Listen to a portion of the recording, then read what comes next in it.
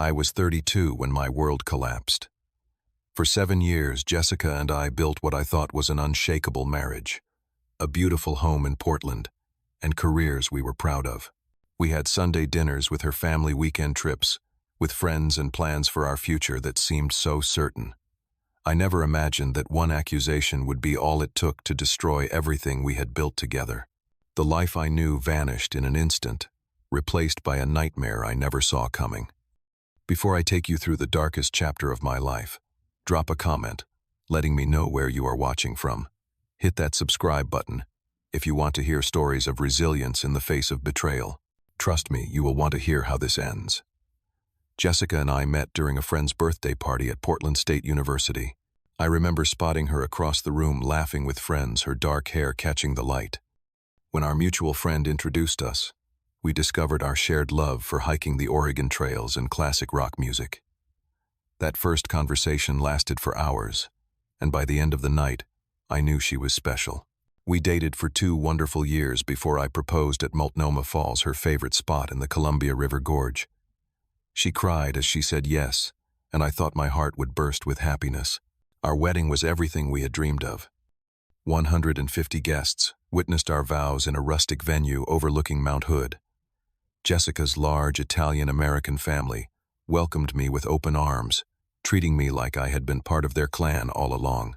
Her father, Frank, gave a toast that made everyone laugh and cry, saying he finally had the son he always wanted. After the wedding, we bought our first home in the suburbs of Portland. It was a cozy 3-bedroom craftsman with a large backyard where we planned to watch our future children play. My career at Technova Solutions was taking off, and I had recently been promoted to senior software engineer. Jessica was excelling as well, climbing the corporate ladder at Meridian Marketing, where she managed major client accounts. Our social life was rich and fulfilling. We hosted monthly dinner parties where Jessica showcased her culinary skills inherited from her mother. Our weekends often involved hiking trips with friends or exploring the wine country in the Willamette Valley. We had created a life that many envied, and I felt grateful every day. Jessica's family played a significant role in our lives. Her parents, Frank and Maria, hosted Sunday dinners that became a sacred tradition. Her 2 older brothers, Anthony and Michael, were protective of their little sister but had accepted me into their fold. Frank took me under his wing, teaching me woodworking in his garage workshop, while Maria insisted on passing down family recipes that had traveled from Sicily generations ago. I truly felt like part of the family. The first signs that something was wrong appeared about 3 weeks before everything fell apart. Jessica became increasingly distant, often staying late at work and coming home exhausted. She started password protecting her phone, something she had never done before. I noticed her checking my phone while I showered, and one night I found her scrolling through my email when I returned from taking out the trash. During a tense dinner at home, Jessica barely spoke to me, pushing food around her plate and avoiding eye contact. When I asked if everything was okay, she brushed off my concerns, blaming work stress. I tried to discuss the obvious tension between us, but she deflected, saying I was being paranoid. Then came the night that changed everything. I was working on a coding project when Jessica stormed into our home office, her face contorted with anger. She thrust her phone in my face, showing text messages between me and Amanda, a new project manager at Technova. The messages were innocent, strictly professional discussions about an upcoming presentation, but Jessica had already decided they meant something more. "How long have you been sleeping with her?" she demanded, her voice trembling. I was stunned. "Amanda is my colleague. Nothing more." Jessica was not convinced. She had found a hotel receipt from my recent business trip to Seattle and jumped to conclusions. I explained that the company had sent several team members to a technology conference, and Amanda had her own room on a different floor. Jessica refused to listen, scrolling through more messages that she deemed suspicious when taken out of context. That night, we slept in separate rooms for the first time in our marriage. When I woke the next morning, Jessica was already gone, leaving no note, no explanation.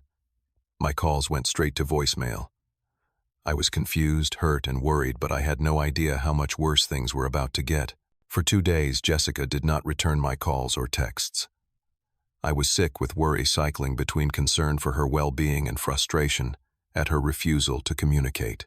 I threw myself into work, hoping that giving her space would help. I had no idea that she had been sharing her suspicions with her family, painting me as an unfaithful husband who had betrayed her trust. On the third day, as I was walking to my car in the Technova parking lot, a black SUV screeched to a halt beside me. The doors flew open and Anthony, Michael, and Frank emerged, their faces twisted with rage. My heart dropped as I realized what was happening. "You have some nerve," Frank said, his voice cracking with emotion. "We welcomed you into our family, and this is how you repay us. By cheating on our Jessica." "Frank, please listen," I began, but Anthony cut me off. "Save your lies," he spat, stepping closer. I raised my hands, trying to de-escalate the situation. "There has been a misunderstanding. I never cheated on Jessica. I would never do that." Anthony's first punch caught me completely off guard, connecting with my jaw and sending me stumbling backward. Before I could recover, Michael grabbed my arms from behind, pinning them, as Anthony continued his assault. Fists pounded into my stomach and face, while Frank watched, his expression a mixture of fury and pain. "You broke her heart," Michael hissed in my ear as he tightened his grip. The beating seemed to last forever. I could taste blood in my mouth, feel my nose crunch under Anthony's knuckles, and gasped for air as blows rained down on my ribs. My co-workers witnessed the assault from the parking lot, some calling for security, others recording the scene on their phones. By the time security guards managed to pull Anthony off me, I was barely conscious. My face, a bloody mess, and pain radiating through my entire body. An ambulance took me to Providence Portland Medical Center, where doctors diagnosed a broken nose, 2 fractured ribs, a concussion, and extensive bruising. My left eye had swollen shut, and I needed stitches for a cut above my right eyebrow. The physical pain was excruciating, but the emotional anguish was worse. How had my life collapsed so completely, so quickly? I spent 3 days in the hospital recovering. During that time, Jessica never visited. She sent one cold text: "You brought this on yourself." Officer Reynolds took my statement about the assault, but I could see the skepticism in his eyes when I explained the cheating accusation that had triggered it. Already I could feel the narrative shifting, casting me as the villain rather than the victim. When I was finally discharged, I returned to an empty home. Jessica had taken her clothes, her personal belongings, and even photos from our wedding. She had left her key on the kitchen counter with a note that simply read, "I will have my lawyer contact you." The house that had once been filled with love and laughter now felt hollow and hostile. The professional consequences were swift and severe. Human Resources called me in for a meeting my first day back. My manager, Linda, expressed concern about the personal drama that had spilled into the workplace, potentially creating a hostile environment. Despite my explanation, and the fact that I was the victim of an unprovoked attack, Technova placed me on administrative leave pending an investigation into the incident. Their primary concern was not my well-being, but the company's reputation and liability. Meanwhile, Jessica had been busy spreading her version of events throughout our social circle. Friends who had dined at our table countless times now avoided my calls. Dinner invitations dried up. Text messages went unanswered. People I had considered close friends for years suddenly became strangers, unwilling to hear my side of the story. The isolation was crushing. Only Tom, my best friend since college, stood by me without question.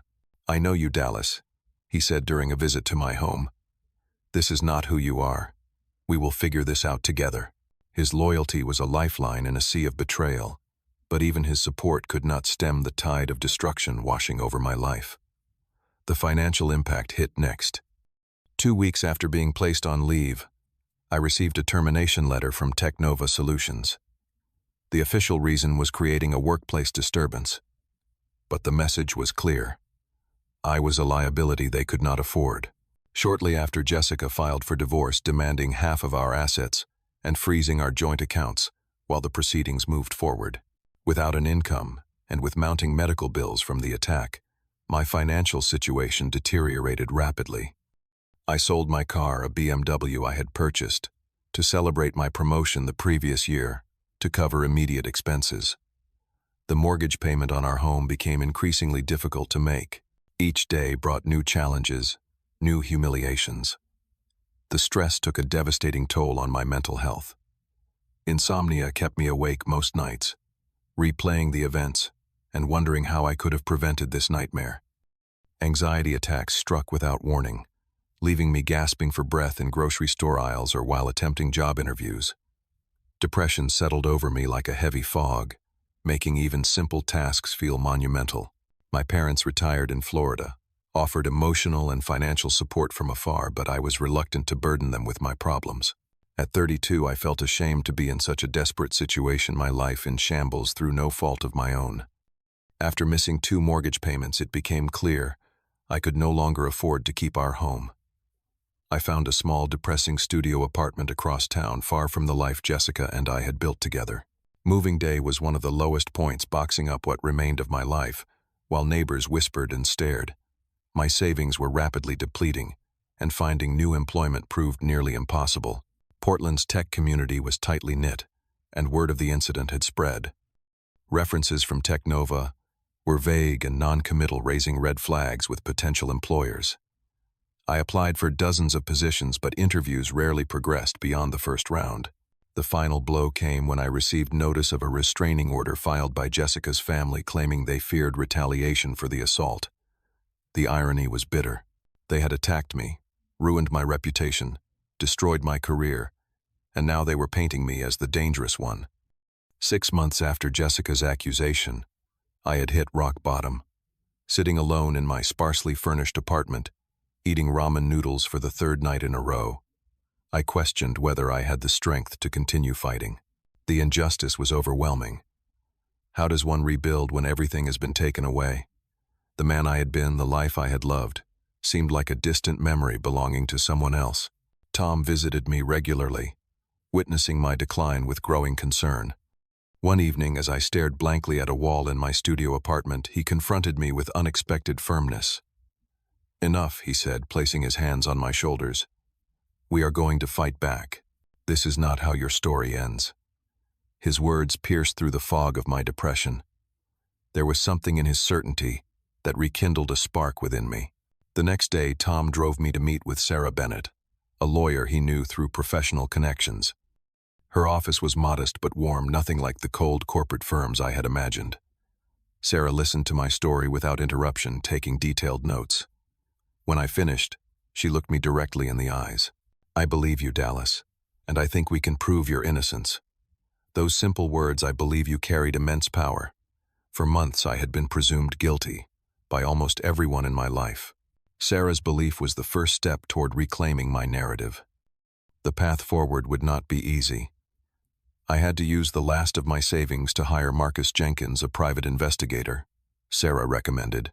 Marcus was a former police detective with a reputation for thoroughness and discretion.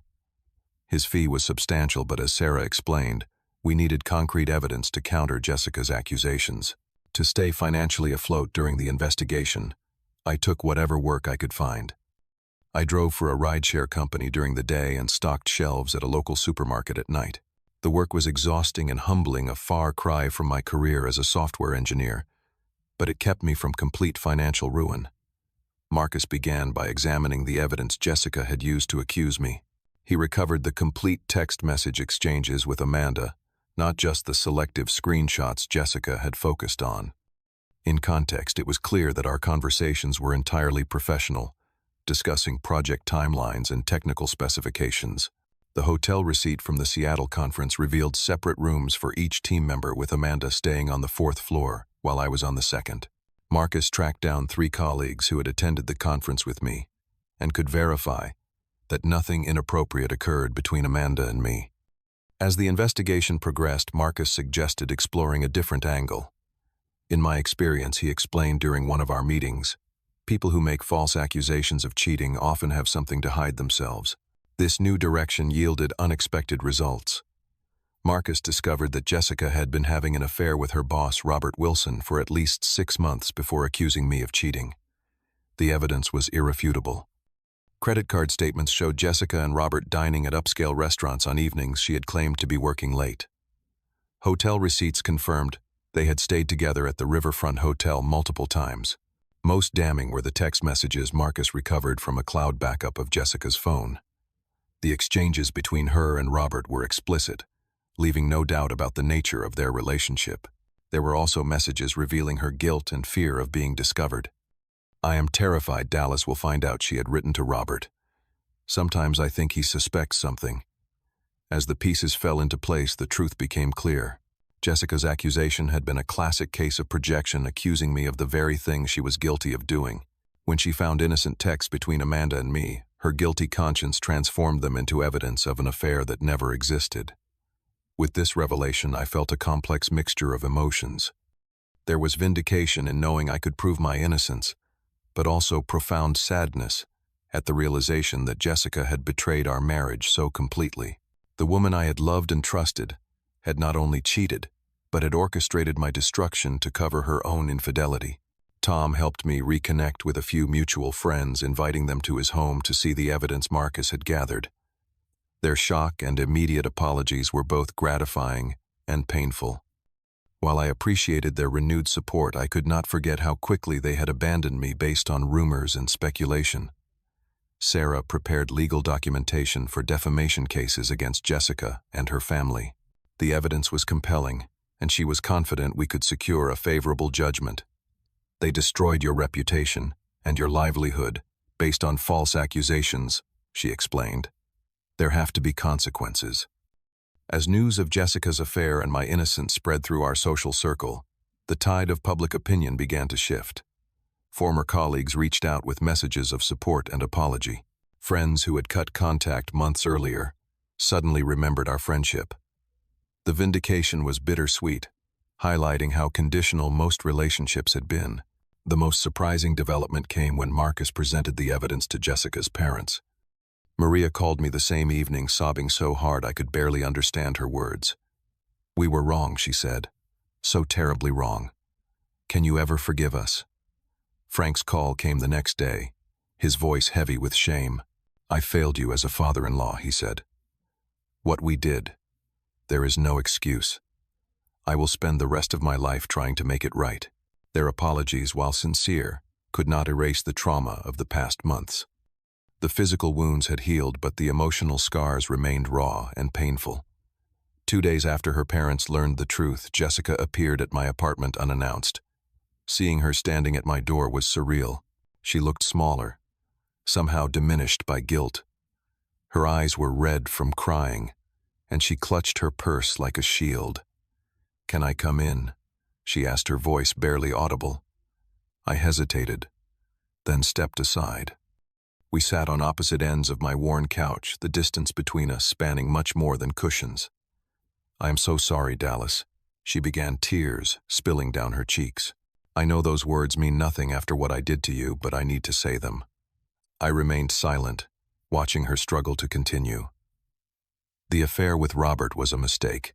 I was insecure, feeling overlooked at work, and he made me feel valued. When I saw those texts with Amanda, I panicked. I convinced myself you were doing the same thing to me. I never meant for my family to attack you. I just told them I thought you were cheating, and they took matters into their own hands." Her explanation felt hollow, failing to account for the months she had allowed me to suffer while knowing the truth. "You watched my life fall apart," I said, my voice steady, despite the anger simmering beneath.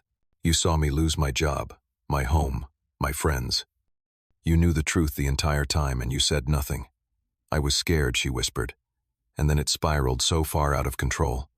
By the time I realized what was happening, it felt too late to take it back. Jessica moved closer on the couch, reaching for my hand. I pulled away, not ready for that contact. "I ended things with Robert months ago," she continued. "I have been in therapy, trying to understand why I did what I did. I miss you, Dallas.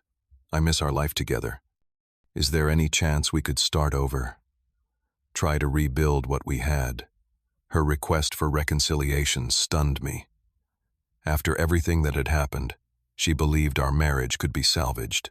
I looked at her, this woman I had once loved more than anything, and felt nothing but a hollow ache. "I need you to leave," I said quietly.